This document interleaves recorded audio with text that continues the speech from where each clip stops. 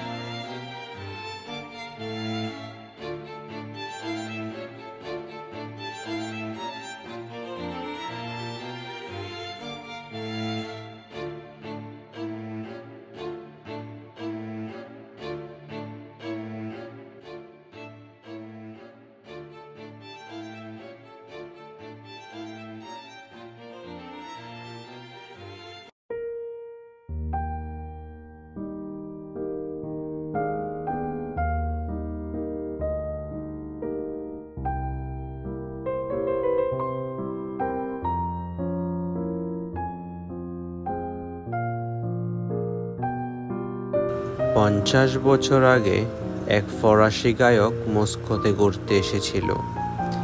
প্যারিসে ফিরে এসে তিনি নটারি নামক একটি গান লেখেন। গানটিতে বলা আছে, আমরা মস্কো ঘুরে বেড়াচ্ছি, রেড স্কোয়ার পরিদর্শন করছি, কিন্তু আমি ভাবছি আমি যদি ক্যাফে পুশকিনে থাকতাম, জানালার বাহিরে তুষার দেখতাম, আমরা গরম চকলেটের কফি পান করতাম। গানটি ফ্রান্সে অবিশ্বাস্যভাবে জনপ্রিয় হয়ে ওঠে।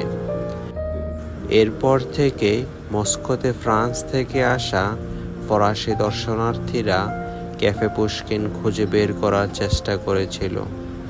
তারা এটি খুঁজে পাননি, কারণ এটি কেবল একটি গানের লাইন নিয়ে কল্পনা হিসেবে বিদ্যমান ছিল।